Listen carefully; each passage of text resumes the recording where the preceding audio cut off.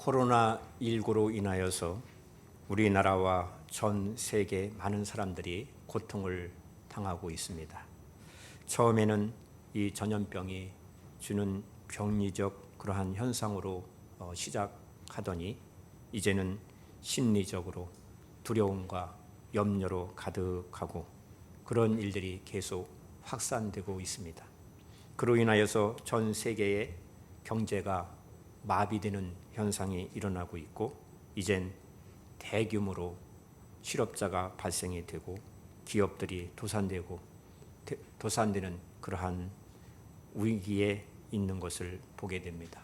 우리는 경제적으로 사회적 고통까지 확대되고 있는 상황 속에서 한날 한날을 생활하고 있습니다. 코로나19는 많은 것을 바꾸어 놓았습니다. 분명한 것은 내 존재의 중심이 하나님과 주의 나라로 순전하게 단련된 그러한 신앙으로 변화시키는 역사가 지금 일어나고 있다는 사실을 우리는 기억하고 하나님을 바라보아야 합니다. 우리 모두는 그리스도의 충만한 복을 가지고 생활하는 구원받은 성도입니다. 바울 사도는 여러 차례에 걸쳐서 로마에 가기를 원했지만 그 길이 막혔다고 말했습니다. 오늘 본문 말씀을 통하여서 하나님이 하시는 선한 일은 반드시 이루신다라는 사실을 보여주고 있습니다. 로마에는 이미 교회가 설립되어 있었습니다. 이미 로마에 교회가 세워지고 복음이 전해지고 있었는데도 불구하고 왜 로마서를 기록하여서 그들에게 보내려고 하였을까요? 하는 것입니다. 그것은 바울 자신이 이방인의 사도라는 사명감과 로마를 거점으로 하여서 미개척 지역 땅 끝이라 여겼던 서바나로 가기를 간절히 원했기 때문입니다. 사도의 마음에는 활활 타오르는 생명을 살리는 복음을 증거하는 그 열정이 대단하였음을 보여주고 있는 것입니다. 바울은 당시 3차 전도 여행 끝 무렵 고린도 지방에서 사역을 거의 마무리하려고 오래전부터 복음의 불무지라 할 수 있는 서바나, 즉 현재의 스페인으로 가기를 원했던 것입니다.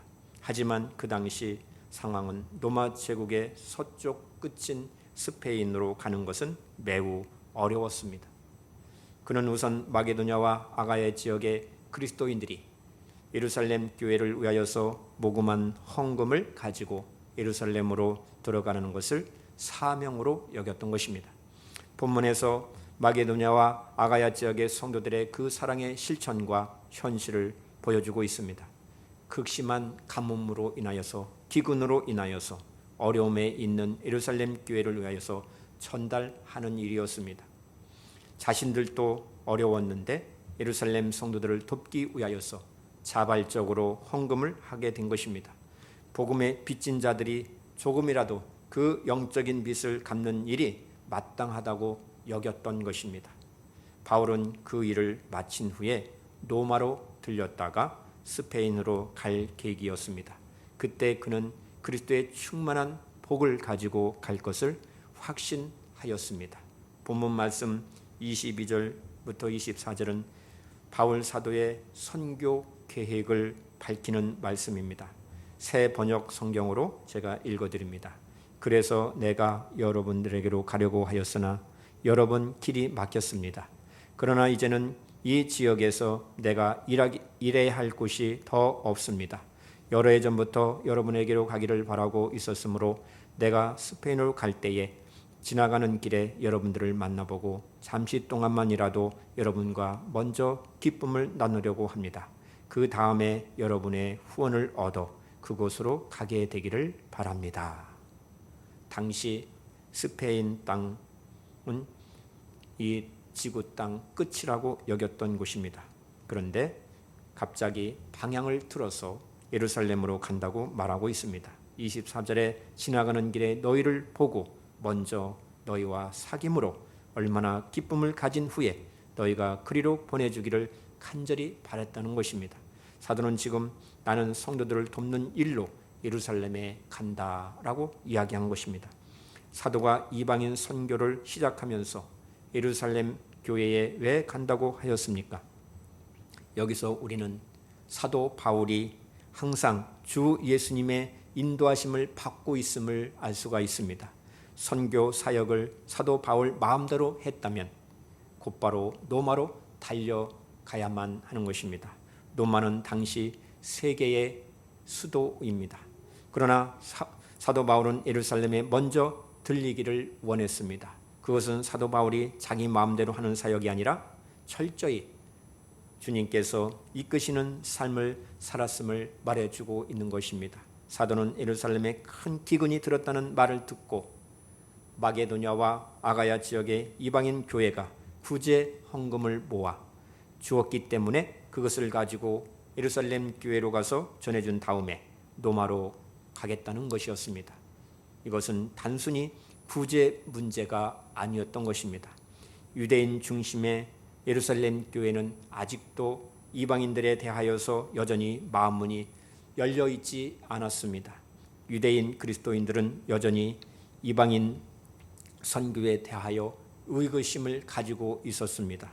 그들은 이방인 교인들에게 할례를 받아야만 하고 율법을 지켜야만 한다고 계속적으로 주장하였던 것입니다. 우리는 여기서 사도 바울을 통하여서 주님이 하시는 일을 엿볼 수 있습니다. 주님은 이방인들에게 복음이 전해지는 것도 원하셨지만 예루살렘 교회와 이방인 교회가 하나 되는 것을 더 원하셨습니다.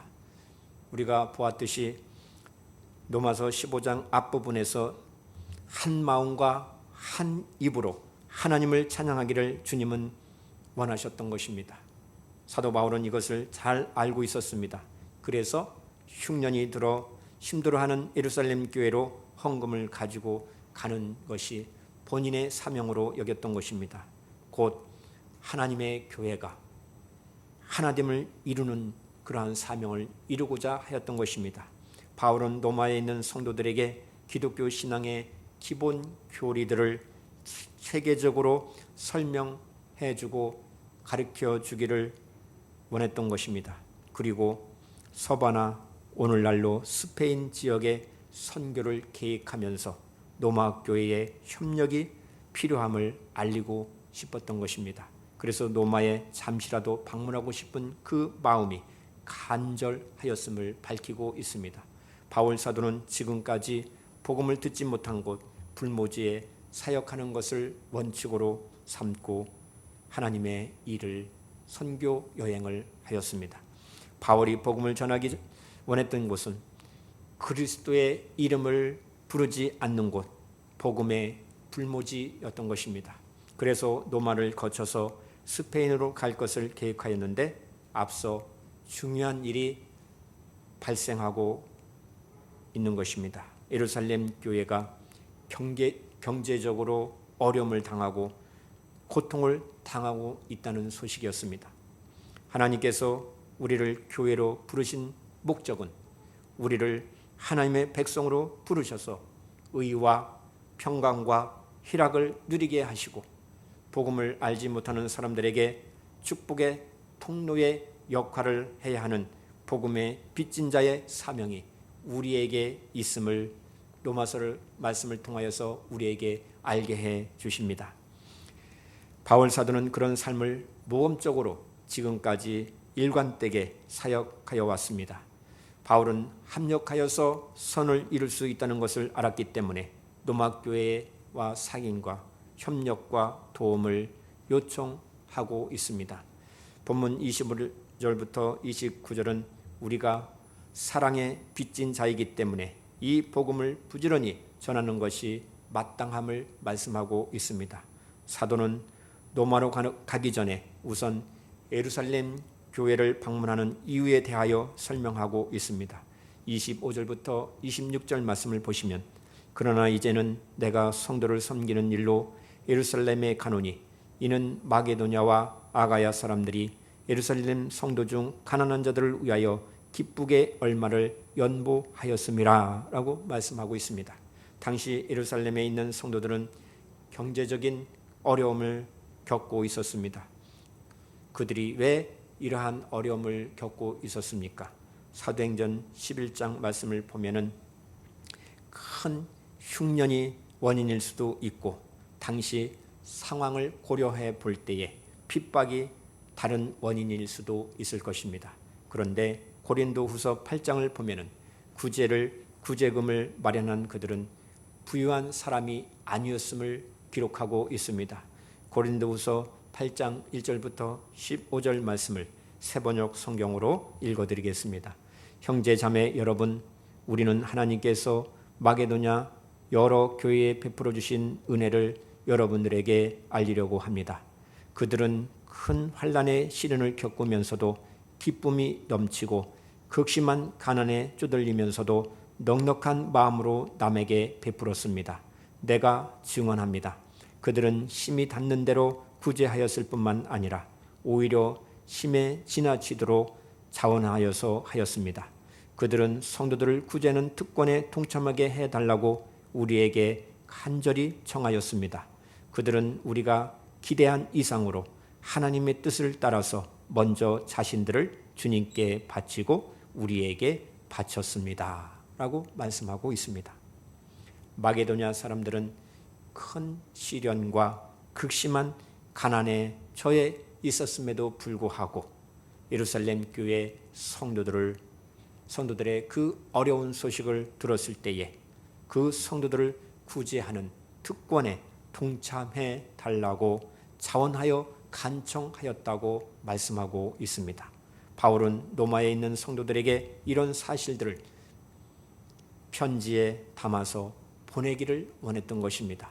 본문 27절을 보시면 너희가 기뻐서 하였거니와 또한 너희는 그들에게 빚진 자니 만일 이방인들이 그들의 영적인 것을 나눠 가졌으면 육적인 것으로 그들을 섬기는 것이 마땅하니라고 말씀합니다. 그들이 기뻐서 하였다라고 분명히 말씀하고 있습니다. 복음을 통해 영적인 부를 누리게 하심은 하나님의 전적인 은혜인 것입니다.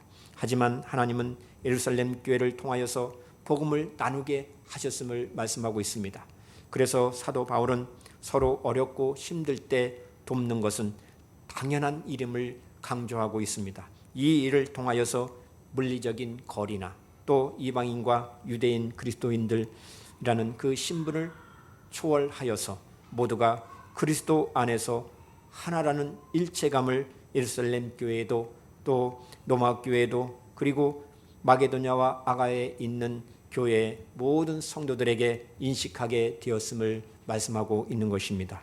우리는 주변 사람들을 돌아볼 여유가 점점 힘든 시대에 살고 있습니다. 우리는 지금 코로나19 상황 속에서 나의 것이 해결되지 아니하면은 남을 돌아볼 마음의 여유를 가질 수 없는 그러한 처지에 놓여 있습니다. 그런데 우리에게 임한 복음은 나 중심적인 생각에 계속 제동을 걸어옵니다. 이웃을 돌아보라는 것이었습니다. 나만의 문제도 만만치 않은데 어렵고 힘든 사람들을 돌아보려고 계속 우리의 마음의 문이 두드리고 있는 것입니다. 우리는 오늘 본문 말씀을 통하여서 어떻게 반응해야 하겠습니까? 마게도냐 성도들은 먼저 자신들을 주님께 바쳤다라고 말씀하고 있습니다. 무엇이든지 하나님의 은혜를 기억하는 것에서부터 출발하였다는 것입니다.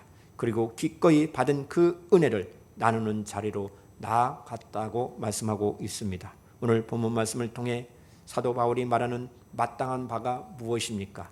하나님의 말씀대로 살면은 하나님은 또 다른 그 누구를 통하여서 그 무엇을 통하여서 부족한 나의 부분을 채우시고 우리가 생각하지도 못한 하나님의 놀라운 방법으로 채워주실 것이라는 사실을 오늘 우리들에게 가르쳐 주고 있는 것입니다. 오늘 또 내가 서야 할 자리는 하나님께서 세워주신 가정이고 교회이고 사회입니다. 하나님께서 우리에게 거룩한 부담감을 주시는 자리가 어디입니까? 그리고 계속되는 복음의 두드림에 외치면서 서야 할 자리가 어디입니까? 코로나19로 인하여서 어려움과 고통을 겪고 있다 할지라도 그 거룩한 부담감을 예면하지 말고 오히려 가장 가까운 곳에서부터 복음의 빚진 자로서 사랑을 실천하는 저와 여러분이 되시기를 간절히 바랍니다. 그래서 우리의 삶과 신앙이 나날이 물된 동산같이 성도들의 삶이 윤택하여지고 또 회복하게 하시는 주님을 바라보면서 주님과 늘 동행하는 그런 성숙함이 더욱더 있기를 간절히 바랍니다. 본문 30절부터 33절에서 기도는 가장 적극적인 복음의 빛을 갚는 동역의 도구임을 말씀하고 있습니다.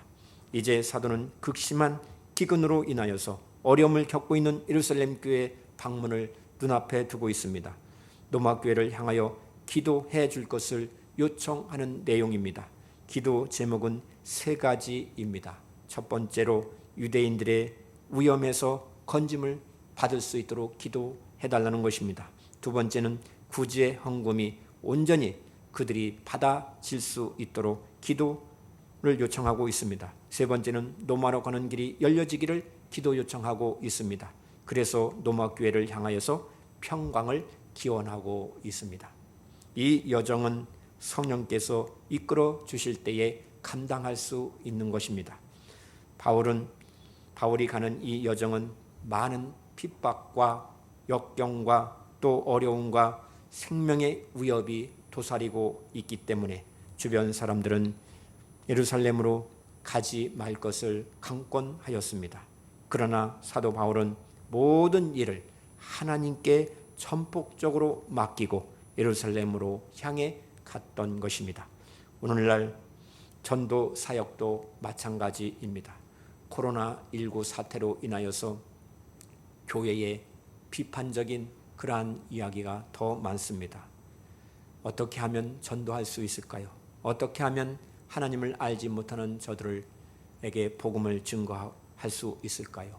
많은 고민이 되어집니다. 새벽에 나와서 기도할 때, 우리 성도들을 생각하면서 기도할 때, 이 마지막 시대에 교회에 우리에게 주신 사명은 생명을 살리는 사명인데 어떻게 하면 한 영혼 한 영혼을 주님께로 인도할 수 있을까 고민하고 또 고민하고 기도하게 되었습니다. 기도는 복음 전파를 하는 생명을 살리는 일에 있어서 가장 적극적인 동력의 수단임을 우리는 알아야 됩니다. 이러한 동력의 수단이 우리 교회에서 항상 깨어 기도하는 우리 성도님들이 되시기를 바랍니다. 우리는 복음에 있어서 사랑의 빚을 진 사람들입니다. 하나님께서 우리를 교회로 부르신 합당한 목적은 날마다 주님의 뜻을 구하고 어려운 상황 가운데 있으면서 인내하면서 주님 오실 때까지 복음을 전하여서 생명을 살리는 데 있는 것입니다. 평강의 하나님께서 성령의 능력과 도우심을 주시고 함께 하실 때 이 사명을 감당할 수 있는 것입니다. 로마서를 읽는 사람과 읽지 않는 사람, 그리고 로마서 강해 설교를 들은 사람과 들어본 적이 없는 사람의 차이는 엄청나게 클 것입니다. 로마서 강해 설교를 들었는데 아무런 삶의 변화가 없다면 로마서 강해를 들었다라고 말할 수 없을 것입니다. 로마서 마지막 부분에는 십자가 복음의 핵심이 무엇인지를 명확히 밝혀주고 있습니다. 로마서 1장부터 8장까지는 우리 옛사람이 예수님과 함께 십자가에 못 박혀 죽었고 예수님께서 죽으실 때 우리도 함께 죽었다는 사실을 말씀하고 있습니다. 이제부터는 예수님께서 부활하심으로 주 예수님의 영으로 사는 구원받은 거룩한 하나님의 자녀가 되었음을 말씀하고 있는 것입니다. 그리고 로마서 9장부터 11장까지는 유대인들의 문제에 대하여 언급한 다음에 12장부터 15장까지는 예수님의 새 생명으로 사는 복음의 빚진 자는 어떻게 살아야 하는지에 대하여 말씀하고 있는 것입니다. 그리고 마지막 로마서 16장은 사도 바울은 십자가 복음을 자신의 삶에 어떻게 적용하였는지 지극히 개인적인 간증으로 노마서 말씀을 마무리하고 있는 것입니다. 사도 바울은 복음 때문에 이방인들에게 복음을 전하는 사도가 되었음을 고백하고 있습니다. 주님께서 하시는 일은 반드시 이루십니다. 우리 또한 하려는 일은 우리가 계획을 세우고 기도하면서 행하려고 하는 일들 가운데 잘 될 것 같기만 하다가도 안 되는 일들이 얼마나 많습니까? 주님이 하시는 일은 안 될 것 같다, 불가능하다라는 것도 순조롭게 되는 것을 우리는 경험하게 됩니다. 모든 사람은 후회 없는 인생을 살기를 원할 것입니다. 우리가 후회 없는 인생을 살려면 주님이 이끌어 주시는 삶을 살아야 합니다. 자기 생각에 옳거나 좋아 보이는 그러한 것이 아니라 주님이 이끌어 주시는 그러한 삶을 살 때 하나님께 영광이 되고 다른 사람들에게도 덕을 베풀게 되는 것입니다. 예수님이 이끄시는 삶이란 가정생활이나 교회생활이나 신앙생활이나 또 부부관계나 자녀와의 관계나 또 직장에서 동료와의 관계나 오직 주 예수님께 순종하듯이 하는 섬김의 삶을 말씀하고 있는 것입니다. 그러면 우리 삶에 대하여 주님께서 함께하여 주시고 역사하여 주시고 새롭게 하여 주신다라는 사실을 간증하게 될 것입니다. 그런데 이 같은 길은 매우 힘든 길인 것입니다. 쉽지 않습니다. 바울에게는 여행이 힘든 것이 아니라 이방인에게 마음이 닫혀 있는 예루살렘 교회 유대인들이 매우 그들을 만나는 것이 매우 힘들었다라고 고백하고 있습니다. 사도가 얼마나 힘들었는지 본문 30절에서 32절에 말씀하고 있습니다. 30절부터 32절 말씀을 우리 함께 읽겠습니다. 시작. 형제들아, 내가 우리 주 예수 그리스도와 성령의 사랑으로 말미암아 너희를 권하노니 너희 기도에 나와 힘을 같이하여 나를 위하여 하나님께 비로 나로 유대에서 순종하지 아니하는 자들로부터 건짐을 받게 하고 또 예루살렘에 대하여 내가 섬기는 일을 성도들이 받을 만하게 하고 나로 하나님의 뜻을 따라 기쁨으로 너희에게 나아가 너희와 함께 편하시게 하라 라고 말씀하고 있습니다. 사도 바울이 로마 교회 성도들에게 예루살렘에서 자신이 화를 당하지 않도록 기도해 달라라고 부탁하고 있는 것입니다. 사도는 예루살렘에 가는 것은 사람의 생각으로 갈 길이 아니었다는 것입니다. 오직 주의 성령께서 강권하여 주셨기 때문에 간 것이라고 말씀하고 있습니다. 그랬더니 어떻게 되었습니까? 우리가 다 아는 대로 놀라운 일이 일어났습니다. 하나님의 방법으로 사도 바울은 로마 군인들의 보호를 받으면서 안전하게 다녀오게 되었고 또 로마로 오게 되었던 것입니다. 그러면 오늘 본문 말씀 우리의 문제를 어떻게 돌아봐야 할까요? 로마서를 읽으면서 우리도 사도 바울처럼 살아야 마땅한 것임을 우리들에게 가르쳐주고 있습니다. 사도는 이렇게 말합니다. 그리스도께서 나를 시켜서 이루어 놓으실 것 밖에는 아무것도 감히 말하지 않겠습니다. 이런 고백이 있는 삶이 정말로 복된 삶인 것입니다. 주님이 이끄시는 일은 두려움 속에서도 이루어짐을 말씀하고 있습니다. 솔직히 하나님께만 순종하며 사는 것이 두려움이 있을 수밖에 없습니다. 왜냐하면 내 마음 가운데 내 심령 가운데에서 하나님의 뜻과 내 생각이 내 의가 계속 충돌하기 때문인 것입니다. 주님, 저는 도저히 할 수 없습니다. 그 일은 제가 감당할 수 없습니다. 그렇게 기도할 때가 얼마나 많습니까? 그럼에도 불구하고 하나님의 일은 하나님의 뜻을 우리의 마음과 우리의 믿음과 우리의 생각 속에 요동치게 되므로 성령께서 이끌어 주심으로 행하게 하신다라는 사실입니다.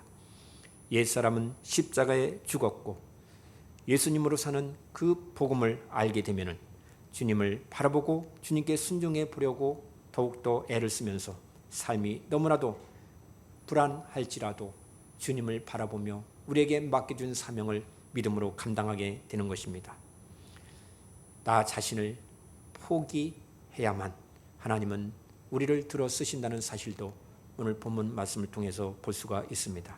자기 십자가를 지고 예수님을 따라야 하기 때문인 것입니다. 이것이 주 예수님께서 내 안에 계신다라는 증거가 되는 것입니다. 우리는 로마서에서 놀라운 십자가 복음을 듣습니다. 물론 우리가 주님이 우리를 사랑하시는 것을 다 이해할 수 있다면 얼마나 좋겠습니까? 우리는 주님의 사랑을 다 이해할 수 없습니다. 그러나 말씀 묵상을 통하여서 알 수가 있습니다. 스바냐 3장 17절에 하나님의 말씀을 하십니다. 나의 하나님 여호와가 너의 가운데 계시니 그는 구원을 베푸실 전능자시라. 그가 너로 말미암아 기쁨을 이기지 못하시며 너를 잠잠히 사랑하시며 너로 말미암아 즐거이 부르며 기뻐하시리로다 라고 말씀하고 있습니다. 이 말씀의 배경은요, 이스라엘이 기뻐할 수 있는 이유에 대하여서 말씀하고 있습니다. 심판의 날이 지나갔다는 것입니다. 느부갓네살이 성전을 파괴하기 직전에 그 영광이 떠나시는 모습에 대하여 에스겔서 8장부터 11장에 자세히 기록되어 있습니다. 하나님의 영광이 우상 숭배에 가증한 모습 때문에 떠나서 동쪽으로 가다가 메시아의 천년 왕국이 설 때에 다시 돌아오게 될 것을 말씀하고 있는 것입니다. 이 말씀의 핵심은 너의 하나님 여호와가 너희 가운데 계시니라고 말씀하고 있는 것입니다. 여호와 하나님이 하신다라는 사실입니다. 우리의 모든 인생, 하나님의 일, 또 가정의 일, 직장의 일도 하나님이 주관하신다는 사실입니다. 로마서는 이 말씀이 저와 여러분들에게 이루어졌음을 증거해 주고 있습니다. 그래서 하나님께서 저와 여러분들을 보시면서 기쁨을 이기지 못하시며 우리를 잠잠히 사랑하시며 우리로 말미암아 즐거이 부르며 기뻐하실 것을 말씀하고 있는 것입니다. 우리는 하나님과 이런 사랑의 교제 중에 살게 되었음을 감사해야 합니다. 주님과 이런 교제를 나누면서 반복되는 것은 일상의 삶을 인내할 수 있는 마음을 주셨다는 것입니다. 견딜 수 없는 시련의 때, 코로나19 상황 속에서도 찬송할 수 있는 것입니다. 기도할 수 있는 것입니다. 하나님께 예배할 수 있는 것입니다.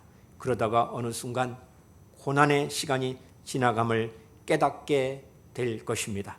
로마서는 놀라운 하나님의 말씀입니다. 로마서의 말씀은 주님과 친밀하고 사랑이 넘치는 교제의 눈을 우리에게 열어주고 있는 것입니다.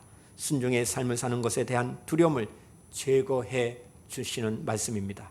예수 믿고 사는 것은 너무나도 단순합니다. 매우 쉽습니다. 예수님의 제자들처럼 주님만 따르면 되는 것입니다. 코로나19 감염병의 위험 속에서도 주일 예배에 오신 여러분들은 영적 감각으로 모든 삶을 사는 하나님의 사람들입니다. 오늘 교회에 왜 나오셨습니까? 성도님들의 마음을 주님께서 이끌어 주셨기 때문에 예배를 드릴 수가 있게 되는 것입니다.